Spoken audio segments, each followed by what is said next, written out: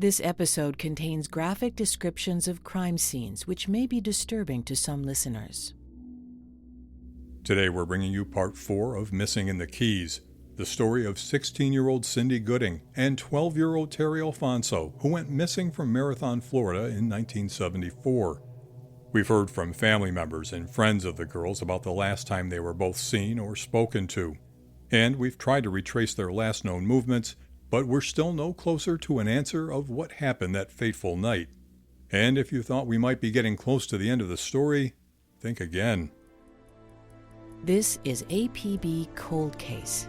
Here's your host, former police chief Mark Spahn. We've covered a lot of detail in the previous 3 episodes, so if you haven't already, go back and take a listen. And we're introducing some new names, so check out the who's who in the show notes for this episode on our website at apbcoldcase.com. All persons are presumed innocent. We're not alleging that any of the people we'll be talking about are official suspects or persons of interest. In the previous episode, we just learned that a dangerous member of the outlaw motorcycle gang, James Walter Sterrett, escaped custody from a hospital in Key West about 1 month before Cindy and Terry disappeared. He was on the lam. Was he holed up somewhere in the Keys? It's possible. And then, on September 4th, 1974, just 1 day after Terry and Cindy were reported missing, an associate of Sterrett's named John Earl Smith also escaped custody, but he escaped from a prison on Big Pine Key, about 20 miles south of Marathon. Some reports indicate that Sterrett may have assisted Smith in his escape. If true, that puts him within proximity and time of the disappearance of our girls. Was that tip given to police correct? The one we mentioned in an earlier episode about Cindy having a possible association with the outlaw gang? And did she actually know James Walter Sterrett? Terry Alfonso's nephew-in-law, Kevin, has often wondered about that. I mean, it would be very crazy in my mind, and I've put it through it a few times to think of this, but if the people whom Darlene and the other girls was sitting with in a trailer were outlaw biker members, and one of them was James Sterrett, it would be something else. By 1974, Sterrett is already known as a dangerous man. Let's take a quick look at his extensive and incredibly violent criminal past.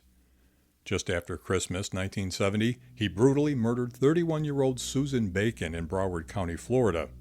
According to court papers, Susan was at a party at Sterrett's house when she got into an argument with an outlaw member and she slapped him. When Sterrett saw that, he began beating her.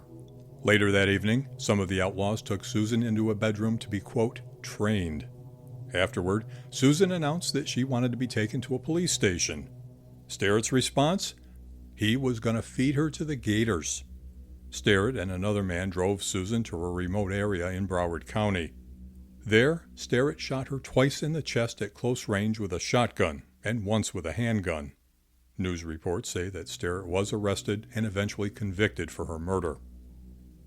So that conviction was in 1971, and as we know, he escaped from custody in the Keys in July 1974. And then his associate, John Earl Smith, escaped September 4th, possibly with the help of Sterrett, the day after Terry and Cindy are reported missing. Are Sterrett and Smith somehow involved in our case? Kevin told me that Sterrett was questioned about the girl's disappearance. Detective Mark Coleman, that's Yes. the one we met with in Marathon. He was very good at getting people in coordination and communication with other states' detective agencies. What he did was he was able to track James Sterrett down in his home state of Tennessee, and they questioned him then. And of course, they tried to question him. He wouldn't be questioned and denied everything apparently. So. And what about Sterrett's buddy, Smith? Well, it was decades later, in 2010, when John Earl Smith was himself the victim of a robbery in California. When Monroe County, Florida detectives heard about this, they asked police in Inglewood, California to help them in following up on any possible connection to the disappearance of Terry and Cindy. Detectives first showed Smith pictures of James Walter Sterrett to verify their relationship.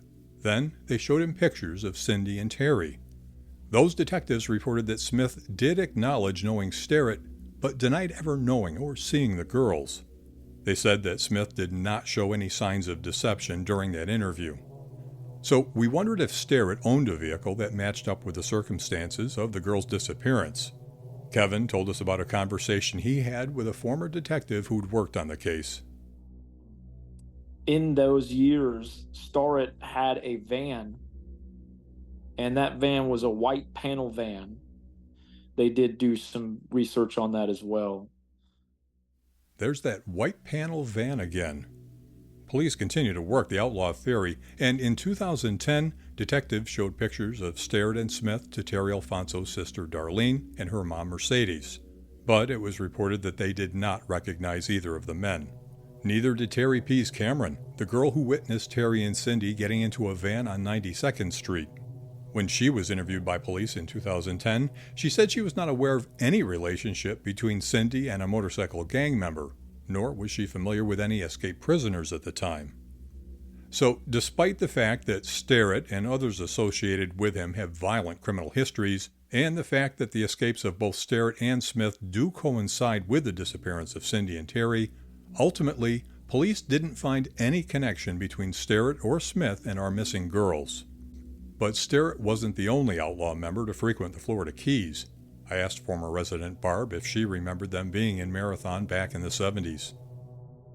Occasionally they would come through, but we knew just to stay away from them. Later on, much, much later in life, I met a guy that used to hang out at the Overseas, and he was part of the outlaw motorcycle gang. We became close enough where he started telling me stories. Scary stories about how they would kidnap young girls. And one that he told me about was the one that they found in Fort Lauderdale tied to a coconut tree who had been raped to death. I think he had a lot of guilt and regret. And before we step away from the outlaws, there's another former gang member that caught our attention. Joseph Spaziano, known as Crazy Joe, was convicted for the 1973 murder of an 18-year-old woman in Orlando, Florida. But he was not in custody when Cindy and Terry disappeared. Prison records show that he's still currently incarcerated for that Orlando murder and also serving a life sentence for sexual battery for the savage rape and mutilation of another Orlando teen. So he's just one more predator committing unspeakable crimes in Florida during the time our girls went missing. And sadly, we haven't even scratched the surface yet. Another sadistic man comes on the radar in the 70s. His crimes were committed in Florida. His victims, teenage girls. And his occupation, well, it's alarming. Terry Alfonso's sister, Bonnie, told me about this lead. So in 1974, something happened there, maybe foul play, whatever, that all these girls that they're finding tied up to the mangroves, this one that they just found not long ago, I think it was it's in the East Coast, like I guess around the Fort Lauderdale, Del Rey area. She was tied to mangroves, and it comes to find out it was a cop. He was killing girls.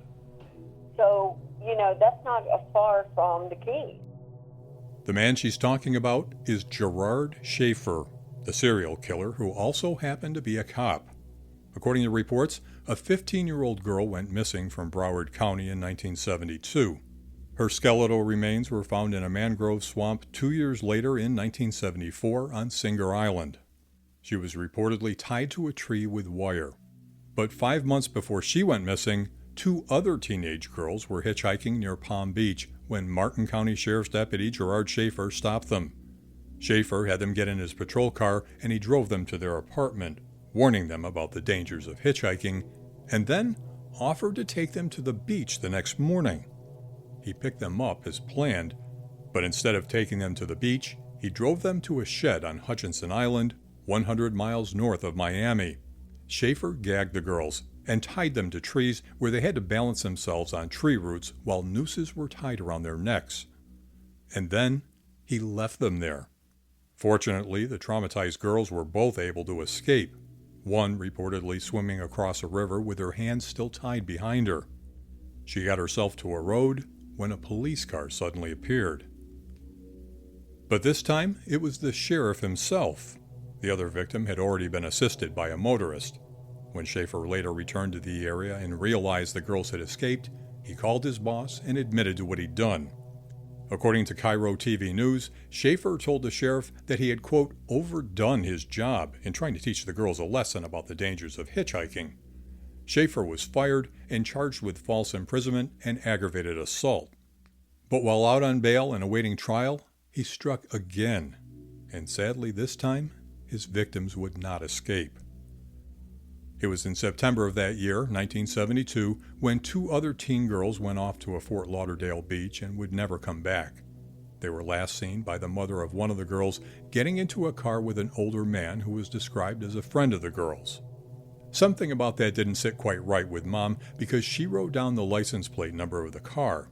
And when those girls didn't return home, she gave the information to detectives who would trace the car back to Gerard Schaefer. It was about 6 months later when the girls' bodies were found on Hutchinson Island. They'd been beheaded and dismembered. And the location where they were found was just miles from where Schaefer had tied up the other 2 victims who'd managed to escape. So is there a connection to our case? The locations we're talking about are north of the Keys, and the victims, who were traveling in pairs, are about the same age as Terry and Cindy. But there's a problem. Reports say that Schaefer's a potential suspect in up to 30 murders from the mid-60s to 1973, but we found that Schaefer was in jail at the time our girls vanished. He had been convicted of the murders of those 2 girls found on Hutchinson Island, and he was sentenced to life in prison. So that eliminates him as a suspect in the disappearance of Terry and Cindy. And to close out this chapter completely, in 1995, Schaefer, the man who one prosecutor described as the most sexually deviant person he'd ever seen, a man who made Ted Bundy look like a Boy Scout, was stabbed to death in prison by another inmate. And we should at least mention serial killer Gerald Stano because he fits our timeline. According to news reports, Stano admitted to the murders of 41 women in Florida, Pennsylvania, and New Jersey. His M.O.? Picking up young female hitchhikers and then killing them when they refused his advances. One of his victims, a 17-year-old hitchhiker, had been stabbed to death sometime between 1973 and 1974, her body found in Central Florida. Stano was convicted for 10 murders in Florida and received the death penalty in 3 of those cases. He was executed in 1998. So his known crimes put him in proximity, being the state of Florida, but we found nothing that ties him to Marathon or the Keys, and nothing to indicate that Monroe County sheriffs ever considered him a suspect in the disappearance of our girls. And that brings us to yet another dangerous individual, but this guy has a connection to the Keys, and more specifically, to Marathon. Anthony Lorette allegedly stabbed and slit the throat of 25-year-old Jeanette Mickey Wade, a young mother who in 1976 was home alone with her baby in Marathon, Florida. Barb, the former resident we spoke with earlier, is familiar with the murder of the woman they called Mickey. She was killed in her home in the kitchen, and they said they found the knife in the backyard where you'd hang up clothes, like the metal post. You put up a metal T-post, and then the lines would go from each T-post. He had stuck the knife in the arm of the T-post. And then they said they found her panties in the lagoon, which was right down the road. And the baby was found out of the crib next to her dying mother. When her husband would come home, he came home every afternoon for lunch. When he came home, that's what he found. Barb said she'd heard that Jeanette's murder was a case of mistaken identity. She explained that a local fishing boat captain had hired a drifter, presumably Anthony Lorette, to work on his boat. And one day, the boat was chartered by a prominent Marathon resident and his wife. And when his wife came down to the dock, this is a story that was told by people that knew them. And she said, "Oh, great, you hired another dirtbag." Well, that guy, he was crazy. He was a serial killer. He was a serial rapist killer. So his intentions were to kill the wife, but he screwed up and he got the wrong house. and ended up killing the Wade girl. Barb said she thought that police initially believed Jeanette Mickey Wade was murdered by her husband. They didn't find out till years later, and it was so devastating for the family. They left the keys. They owned the Gulf gas station. They sold their home. My mom and dad actually bought her mom and dad's home. Jeanette Mickey Wade was not murdered in her parents' home. She was actually murdered just a few streets away. But Barb still had an uneasy feeling. We moved in, and from day one, that house was creepy. This is 76. I remember my parents were out of town. My sister came down from Fort Lauderdale, and she said a guy came to the door asking questions about Mickey Wade. And I'm like, well, what did he look like? Did you call the police? And she's like, no, he said he was an insurance, something about insurance. And I'm like, that's bullshit.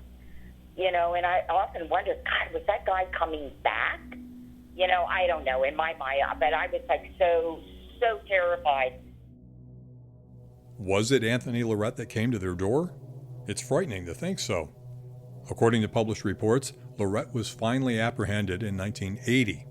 He confessed to 30 murders, rapes, and assaults in 11 states, including the murder of Jeanette Wade. Lorette was initially charged for her murder, but was never extradited, any prosecution becoming fruitless, considering that he was facing the death penalty in Missouri for other crimes. Lorette was reportedly known to kill hitchhikers and dump their bodies during his travels. This included 2 young girls who he claimed were buried in a rural area that's now a shopping center near Tampa. He was executed in 1995 for the murder of a 19-year-old girl in Missouri. Even though he claimed knowledge of 30 murders and rapes, and one of his alleged victims was killed in Marathon, detectives in Florida did not find any connection between Lorette and the disappearance of our girls, but they've never completely eliminated him either. And if we're talking about prolific killers of young women who were active in the 70s, let's not forget Bobby Jack Fowler. Why is he on our radar? Well, a story in the Oregonian said that Fowler may have killed 20 or more girls, including a missing 16-year-old hitchhiker in 1974. Other reports about Fowler's crime track him in several states across the U.S. The Oregonian quoted a detective who said that Fowler tried to protect himself by rabbiting across the country.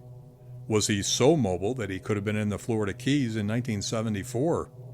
And while it is possible, we found nothing to suggest that. Fowler died in prison in Oregon in 2006. And while Fowler couldn't be linked to the Keys, we heard about another guy who was. Let's talk about Carl Charlie Brandt. A 2006 episode of 48 Hours covered the bizarre story of Brandt, a resident of Big Pine Key, who in 2004 fled with his wife ahead of Hurricane Ivan to ride out the storm with a relative in Orlando. Shockingly, all 3 of their bodies were discovered days later in that Orlando home. Brandt's wife had been stabbed 7 times. Her niece had been stabbed once, then decapitated and her heart removed. And Brandt himself was found hanging by a bedsheet in the garage. It was after this gruesome discovery that Brandt's sister came forward to divulge a dark family secret. In 1971, when Brandt was just 13, he'd fatally shot his pregnant mother and tried to kill his father. He spent 1 year in a state mental facility, and according to reports, after he was released, the family moved to Ormond Beach, Florida. A 2006 article in the Orlando Sentinel reported that Brandt was also suspected in the unsolved murder of Sherry Parisho in Monroe County, Florida in 1989. Could Brandt be linked to the disappearance of our girls? He would have been 17 years old when Cindy and Terry disappeared. But there's still another Florida predator with a van that we need to talk about. His name is Robert Clark Keebler. According to the Broward County Sheriff's Office and published reports, in June 1975, 2 14-year-old friends were sitting on a bench on a busy street in Hollywood, Florida. Witnesses saw the girl hop inside a white van. The next morning, their bodies were discovered by a family on a fishing outing in the Everglades. The girls had been assaulted and shot to death. DNA testing led to Keebler as their suspect, who's now deceased. His criminal history included armed robbery, aggravated assault, and sexual assault from California to South Florida. Detectives are still looking for tips to determine the connection between Keebler and those two murdered girls. That crime occurred 130 miles from Marathon and 9 months after Terry and Cindy vanished. The proximity and victimology are noteworthy, but we can't confirm if Keebler had any connection. So let's move on. You may have heard of Rodney Alcala, also known as the dating game killer, since he was a contestant on a TV game show by the same name. According to several reports, in 1979, while investigating Alcala for the murder of a 12-year-old girl in California, detectives searched his Seattle storage locker, where they discovered a cache of photos, many of them young women in suggestive poses. The discovery led authorities to try to identify the women in the photos.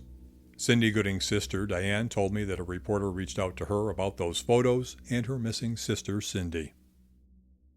Like I had told you, the Rodney Alcala, and how many people families they were trying to get a hold of to go through this. I could not believe it. Couldn't believe it when I saw all the pictures. No telling how many women that man killed. Diane said that thankfully none of the pictures were of Cindy. According to the California Department of Corrections, investigators have either suspected or linked Alcala to murders in several states across the U.S., including California and New York. And some reports say his victims could number as many as 130.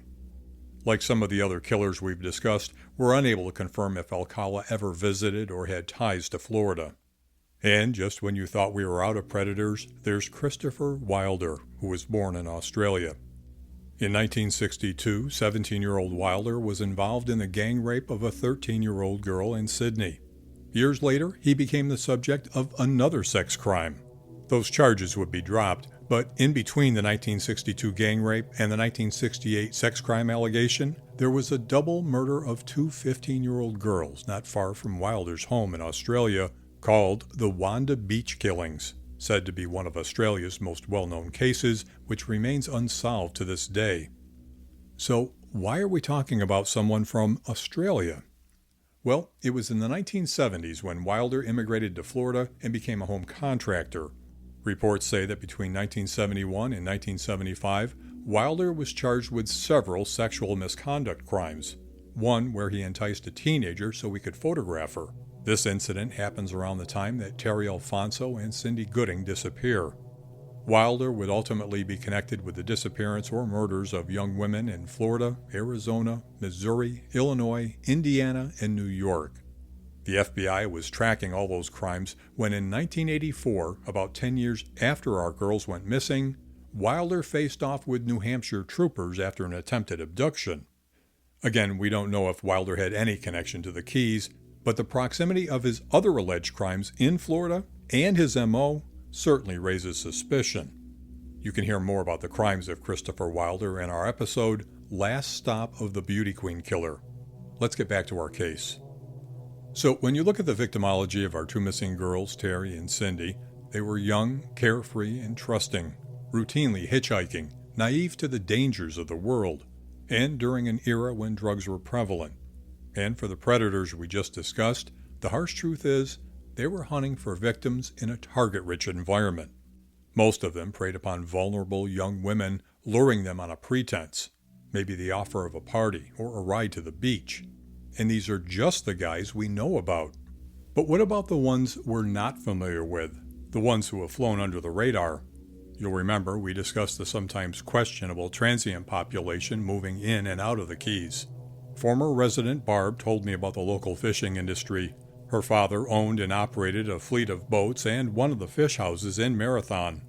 He often hired people just passing through who needed money and who didn't mind doing the, let's just say, the less desirable jobs. My father had a seafood packing company and retail stores. It was a big production. So we had a lot of people coming in and out. Many local fishermen. And also he hired a lot of very colorful people. And, I mean, there were no background checks or anything like that. And a lot of them were a little hairy, scary. And I would always say, Dad, are you sure about that? You guys that couldn't get a job that my father would hire just to do the grunt work that nobody else wanted to do, like grinding chum and cutting up shark bait. She said that many of them had criminal records. Probably at least 75% of them did. They were drug addicts, alcoholics, and did prison time. I know a few of them. And we also, at the fish house, we would rent out dock slips where, you know, we were probably the cheapest people in town, where you could just pull up, put your sailboat or your boat, houseboat, whatever, and stay there for a month, 2 months at a time at a very, very low cost. Could this transient population account for any of the other cold cases in the Keys from the 1970s? One of those cases we touched on earlier is the brutal murder of Marguerite and Mary Jenkins, teenage sisters found beaten and shot to death in a wooded area of Key Largo in 1973. They were last seen hitchhiking, and as of the production of this episode, their case is still unsolved. In our research, we've also come across local stories of the no-name killer and the devil worshipper murders, and sadly, we could go on and on. The Keys were a destination for all kinds of people, and maybe some of them had evil intentions. Then you have this young population, and there wasn't a lot for kids to do. Former resident Sharon remembered those days of 50 years ago. Back in the 70s, we didn't have a lot of places to go. There wasn't much to do for teenagers. Young people like myself, those girls, we were just oblivious to danger. Oblivious. Everywhere we went, everyone had the same attitude. There was absolutely nothing to do for teenagers. So everyone was so thirsty, so to speak, for socializing and being with other people and doing things. Was the disappearance of our girls a crime of opportunity by someone passing through? The Keys were like a magnet to transient people. It was very cheap living, and a lot of people lived on boats. A lot of people lived in trailers and mobile homes, and there was just so many people that were not all from the same area. It was a big, huge melting pot. So there's a good possibility those girls ran into people or a person that was passing through and either left Marathon unwillingly. Or was the danger already living among them? Maybe they fell into the wrong hands, and people that have boats have access to going out to the water and dumping things. So it's possible. I don't believe they ran away, and I don't believe that they are buried anywhere in Marathon. I just feel like back then it would have been so easy for something terrible to happen to them. Coming up in part 5 of Missing in the Keys, we've looked at quite a few dangerous predators from all over the country who were active when Terry and Cindy went missing. Is it time for us to focus a little bit closer to home? The street that we lived on, 92nd Street, there was a lady that was gardening and started finding bones. They started digging, and they did find 2 bodies. What other secrets will be uncovered? And the FBI is coming up to see me. I called my mother, and she said, tell him the truth. And so the guy came, and I talked to him, and I told him. That's coming up in part 5 of Missing in the Keys. If you or anyone you know has information about the disappearance of 12-year-old Terry Alfonso or 16-year-old Cindy Gooding from Marathon, Florida in 1974, you can call Crime Stoppers anonymously at 866-471-TIPS or go to crimstoppers305.com or call 1-800-THE-LOST. Don't forget to check out our show notes for photos of Cindy and Terry, including age-progressed images, and for historical photos of Marathon, a who's who of the people mentioned in this episode, a timeline, maps, and more. Thanks for listening to APB Cold Case.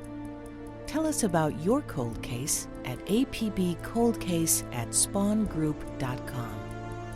APB Cold Case is an original Spawn Group production.